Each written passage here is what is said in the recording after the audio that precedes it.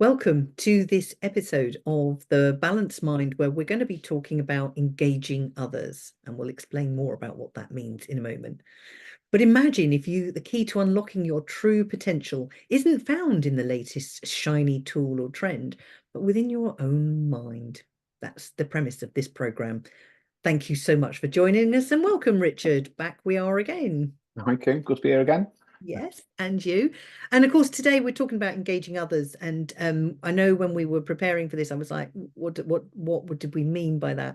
And what you were saying was we talked last episode about, how important your vision is. And I think we touched briefly on how do you get others bought into it? How do you engage them, bring them on the journey to the achievement you want?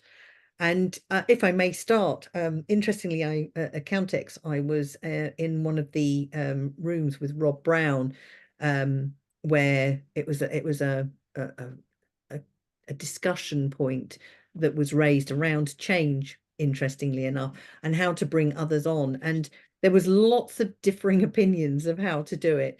And of course, most of them were based around the technical. So it was a very interesting conversation. And so if Rob's listening, thank you so much, Rob, for giving me the opportunity to join that. I'd love to come along again sometime and perhaps be more vocal. But for today, that's in essence what you were talking about here, is engaging others to come along the journey.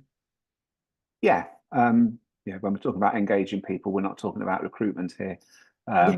It's I think we've all had that feeling where we've had a excuse me, we've gone away and we've come up with a great idea or a change that we want to make. And we've come rushing into work the next day and gone, right, we're going to do this and we're going to do that. And we're really excited by it. We're totally, we buy into it. And then we get very frustrated because everybody else is just looking back at us. And it's like, okay, why don't they understand? Why don't they see how brilliant this is?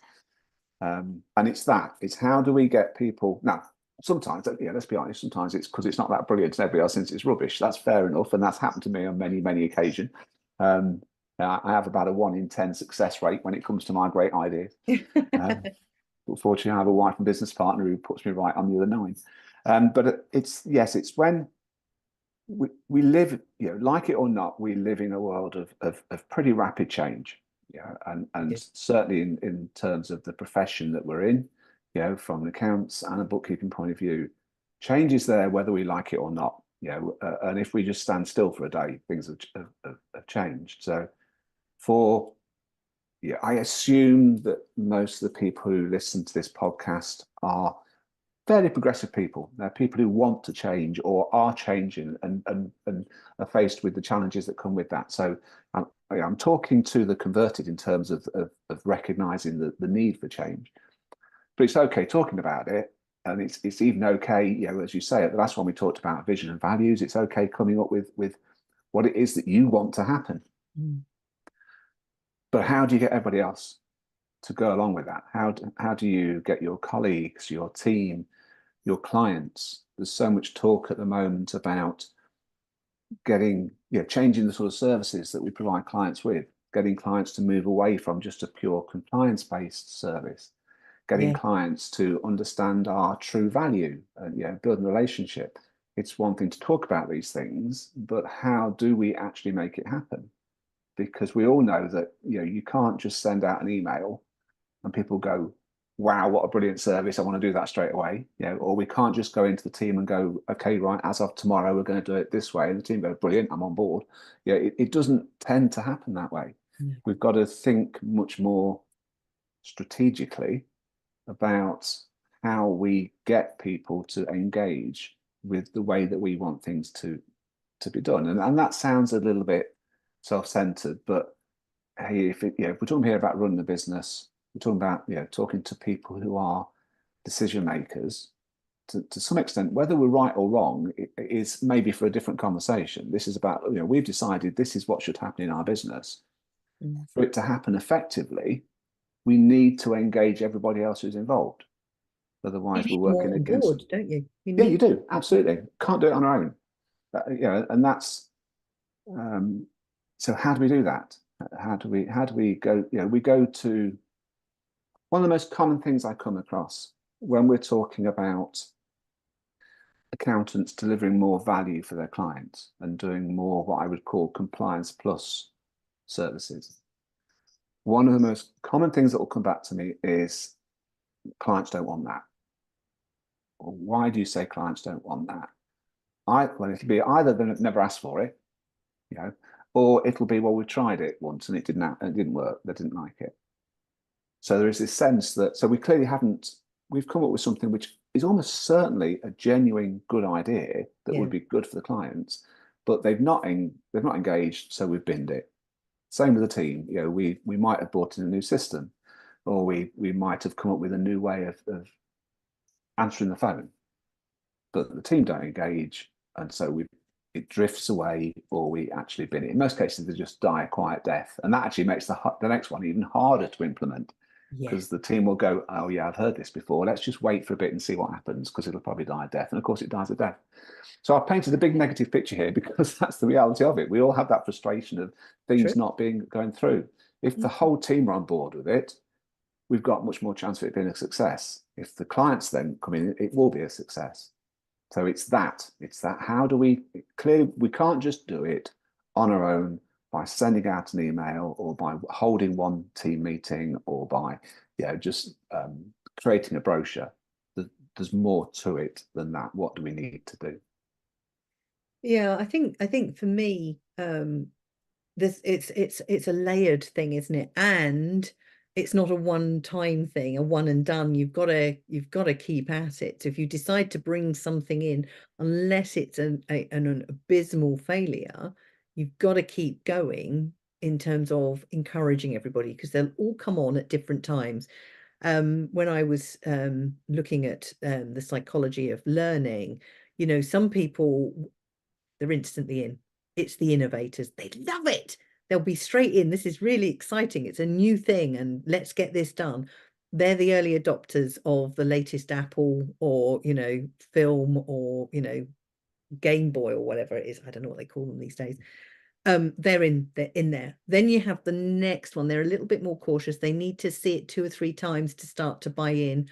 Have the innovators got ironed out most of the wrinkles? And okay, we'll do that. And then you have the ones who will just be really hard to bring on. And if ever they are completely bought on into what's doing it. So they may still follow the software and whatever, but they'll have their own side process. That they do just because that's what I've always done. And I think once you understand, I mean, there are others, but they're the key ones. Once you understand the psychology, you can then start to look at, I guess, how you can start to engage others. And you'll need to engage them all, I guess, but in different ways. And it's understanding what it is you can do. I don't think you have to do anything with the innovators. It's a time thing with those who want to make sure that all the wrinkles have been done. It's the ones at the tail end, if you like, the other end. And I've kept it really simple for today's podcast, but those who are really just not there, not ready to let go, they need a lot more time, a lot more hand holding, I suspect.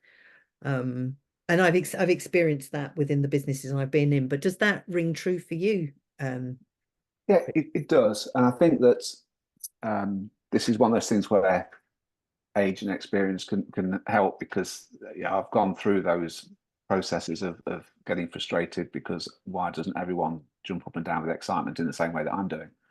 And why do people nod and say yes, but they're not doing anything? It is hugely frustrating and it's demoralizing. And if we let it get to us, it stops us from then Yeah. innovating and driving change. And that's when it becomes very, very negative. When you look at that normal distribution, which I completely agree with, you've got, at that far end, you've got those laggards who are never, ever, ever going to do it. Never going to do it. But some people, because they won't do it, think in that case I won't bother. But no, there's nothing we can do with those people. You've got what I'd call the late majority who will do it if they've got to. And for no other, that's the thing. But regardless of the rights and wrongs, they will only do it when they've got to. Yes. Now we can from a business point of view, we make a commercial decision on those, whether they are clients of the future or not. For instance, if let's say we're implementing a chain, let's for the sake of argument, let's just say, well, look, from now on in, all clients use Xero. That's what we're saying. Not advocating that as a strategy. I'm just using an example here. So the laggards still won't. They'll still keep to pen and paper. So do we kick them out? Yeah, we do. The interesting ones are the late majority, because the late majority, we've mandate. If are we going to mandate this? Are we going to say we all clients use zero, and if you don't, you're no longer a client? That's the closest we can come to mandating it. And then they've got a choice: do they want to stay with us as an accountant or not? Yes. But we've got to be prepared to recognise that we can keep selling it to them, but they still won't. If we give them a choice, they will still take the easy option, which is do nothing.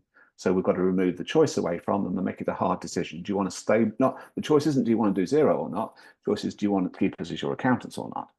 So we have to be prepared for that.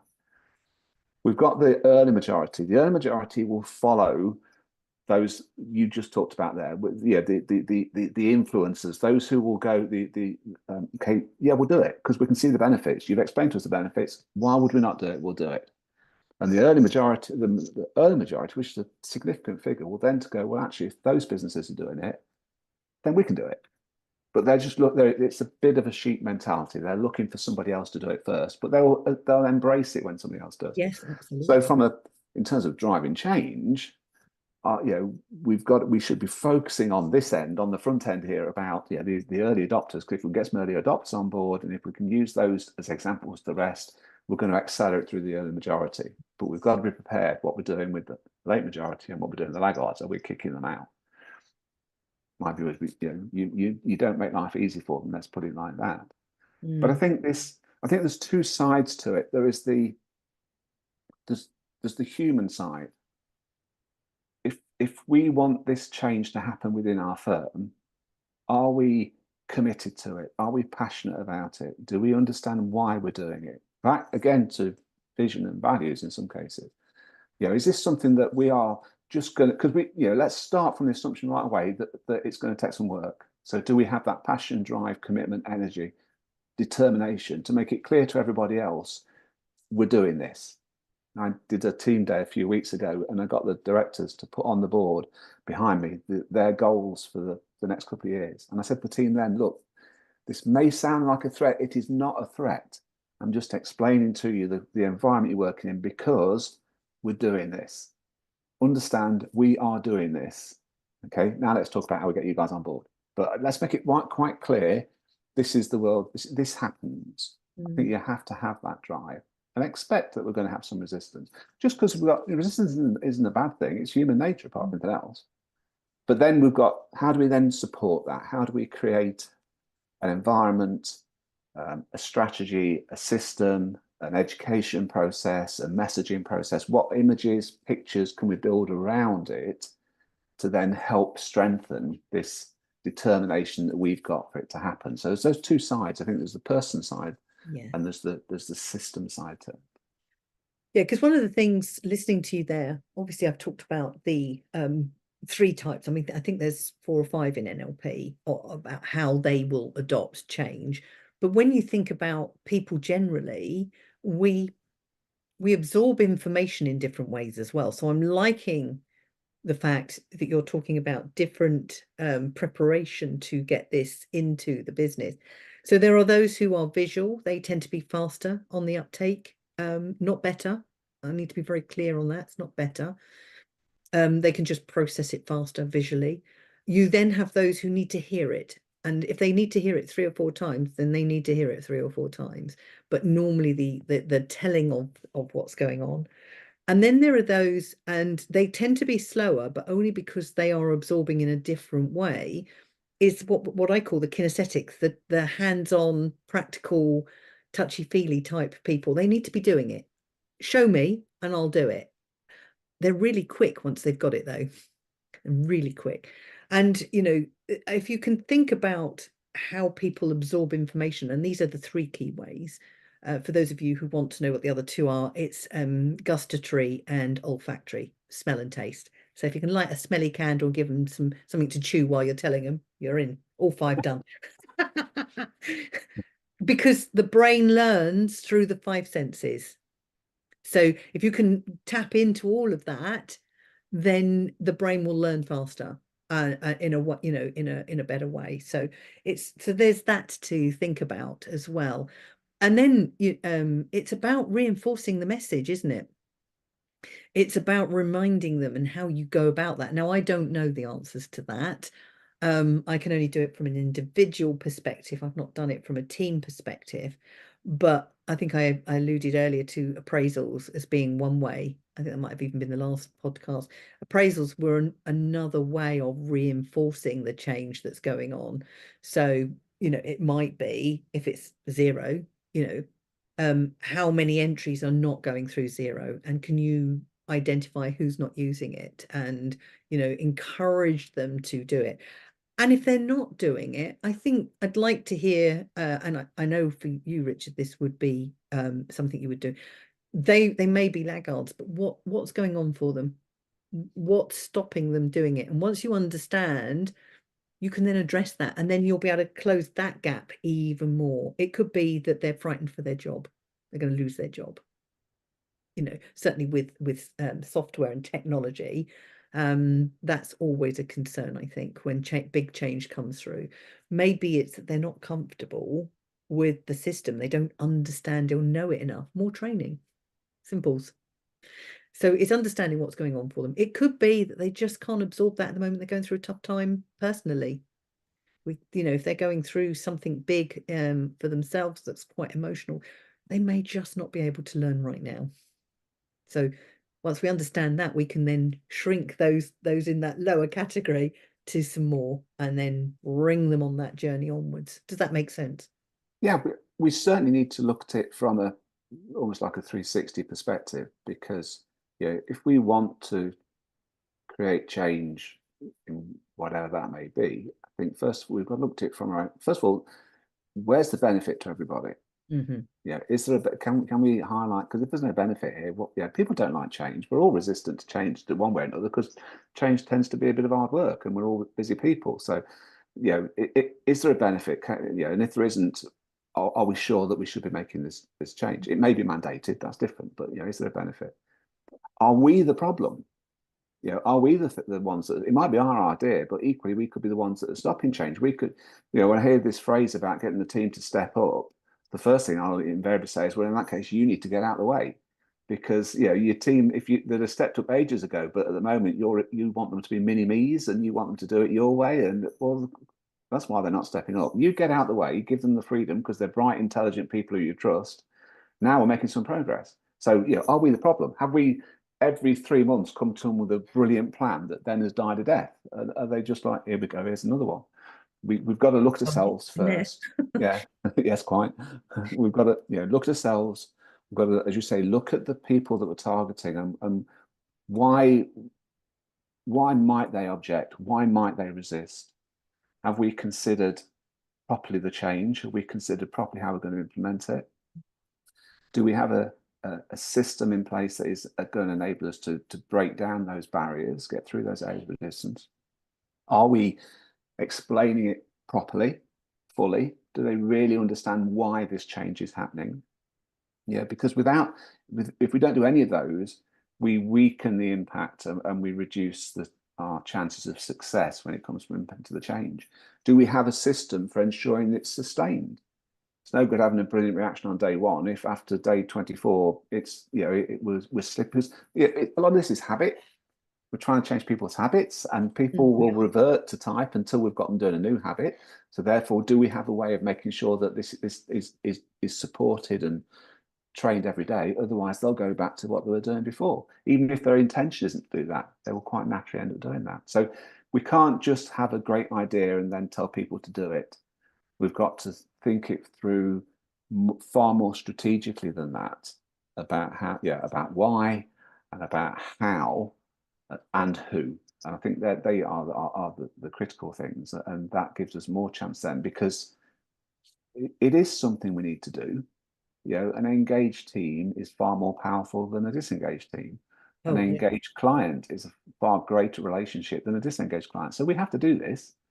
If we are a people-related firm, if we're 100% software, it's easy. We just change the software, and hey presto, something different happens. But that's not what most of our firms are. We're people who use software. It's Yes. different, and it's the people bit which is the complex bit, but also the more fun bit. So In more ways than one. quite. hence these podcasts. Um, but yeah, so we want to engage. It doesn't happen just with a good idea. It doesn't just happen with one team day. It doesn't happen just with one email. We've Mm, got to think through. I know in marketing terms, they always used to talk about, I think it was 7 touch points before you actually converted. I was talking to some guys down at the Countex, and they were saying it's more like 20 these days it is. because there are so many messages. So we've got to think, right, if I'm going to get this group of clients, for instance, to behave in a different way, what are my 20 points going to be? How am I going to not let me just tell them and then get disappointed when they don't do it? What are my 20 points? What are my 20 points of contact? How am I going to systemize that so that it happens? Well, let's go to the start Yeah. with the team because it's easier if it's me and the team doing that rather than just so let's do the team first. And then if Mm. you've got partners, let's start with them. Easier for me to get the partners and then the team. You see how it is. It starts at the highest denomination and work your way Yeah. down, sort of thing. Which invariably is you. Yeah. Do Oh, I know what I'm doing and why I'm doing it? Let's get that bit clear first of all. If yeah. I've been on, I said to you on the last one, didn't I? If I've just been on a course and come out with a good idea, no, is it not necessarily? Yeah, I need to investigate it a bit more with myself first of all. Yeah, good point. So I get that, and I get that you start with you, the partners, and then the team. But with clients, some of the challenges I know that I've heard as I've talked to people is that, getting clients to be more engaged because obviously they're running their own business. And yes, if you're using a software, how do you encourage them to come along on this journey because you haven't got as much control over them? What's your suggestion there? It comes back to thinking about why we're doing this and what the benefits are. If it's mandatory, it's easy. We can almost scare the client into doing it. Here's the risk, here's the penalty if you don't. That's pretty straightforward. Making tax digital being one. As an example, yeah, and then the government keep letting us down on that one. But if we're essentially seeking to change the behaviour of the client, let's say we want the client to move from they just use us for their accounts and tax, and we want them to start thinking more seriously about their business and the financial management of their business, and because we know that's good for them, so we believe that what we're doing is right. But we've got to get the client to start thinking differently about how they're going to spend their money and their time with us. If we've got to think therefore about what is it that is really going to trigger that client. For instance, if we talk about if they do this, it's going to grow their business. Well, actually, that might be a negative for them because if they're struggling to cope at the moment, they think, why do I want to make it worse? Mm, I'm not seeing the kids before they go to bed now. So we've got to think about right in that case. Is this if they do this, will this make it easier for them? Will this mean that they can see the kids before they've gone to bed? Because if that's the case, I think it's recognizing as accountants, we tend to focus on the business and on the financial affairs. But for most of our clients, they are just a means to an end. There are other things that they're trying to achieve in their life, and the business is their way of doing it. So therefore, if we talk about the things in their life that they want to achieve and then flip it back to what we need to change in their business to achieve it, that's a much more powerful thing for them. So a lot of this does come down to you were saying earlier about understanding why people are reluctant to change. That I think this is an example of it with clients. What is it that really matters to the client, and is that what we're talking about, or are we talking about changing an area that actually doesn't have that same influence upon them? mm. Yeah, it's a really interesting topic, isn't it, when you think about it, because this is a much bigger one as well. But engaging others is knowing them, you knowing your team, knowing the sticky points you might come across, knowing your clients hopefully better than you realize. Then you can start catering for those anomalies that are going to get in the way. And if the more you can link it to removing pain and getting more pleasure, the brain will love you because that's what it's looking for. It's what it's all doing every day when we think about decisions, and we make them sometimes without thinking. I think that's the other thing to bear in mind. We make decisions without thinking it through sometimes, and that's okay, but there are consequences to that. So, yeah, the more we can move away from the pain elements. So if you use what it's costing them at the moment. Do you know, as you were talking, I was thinking it's a sales process. You are selling. But it is, you are. You're selling this to them. So highlighting their pains that they've currently got, and then saying, look at this nice shiny new thing, and this is all the benefits that you'll get, it just brings them on the journey a bit more. Of course, you've got to make sure you deliver the benefits. Yeah, I mean, every good salesperson will tell them that you need to talk about the benefits, not the features, and it's an example of that. If we want to implement change, we ourselves have got to understand why, Mm. and we ourselves have got to back that change, because we're the person who is then going to be having all of the resistance and the questions thrown at us. And if we can't confidently answer those, it immediately gets harder. Now, it may be a change that we disagree with, but it's mandated. So hey, this it doesn't matter whether you agree or disagree. This is what's going to happen, and that's a why that works. But for a lot of stuff, it's because like with MTD and HMRC saying at this stage everyone's got to have digital records. It doesn't matter whether we agree or disagree with that. That's what it is. So we sit down with the client and we say to the client, doesn't matter whether you agree or disagree. This is what's got to happen. Now let's talk about how we can make that work really effectively for you. And then you flip it to the benefit side. Yeah. But a lot of the changes that we do are changes because we want them to happen. And they actually can be the changes that have much bigger impact on us and clients and team and the business. But they are the harder ones to sell because they're actually starting from a personal point. They're starting from, I want this to happen because it would be really good. But as you say, I've now got to sell this. I've now got to convince others. The more I can convince, the easier it gets. But on day one, it's me against the world. Yes. And it's recognizing that, okay, if I can get one more person, they're quite to start easy. I talk about walking in from the shallow end. To find that one team member or that one client who you're pretty confident will go, yeah, I like that. You're great. Now there's two of us. So let's make it work with you, because then we can go to others and go, look, see, it works.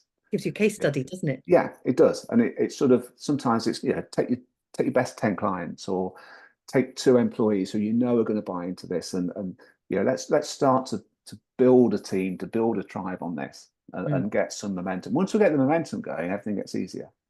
Yeah. But to stand in front of the entire team or the entire client base and go, I've had a brilliant idea and I want you all to be doing this as of tomorrow, they're all going to go, yeah.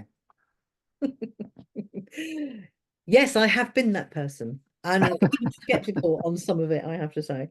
And I was one of the laggards when I think it was in Vodafone, and they introduced a new timekeeping process because we had to log our time because it was all chargeable. And I honestly didn't do it. And do you know what? Nobody picked up on it for a long time, because I guess they were still trying to implement it and get it to work. Not 100% sure I ever did in the end. But one of those little software things they brought in. I used the old system. That was working for me.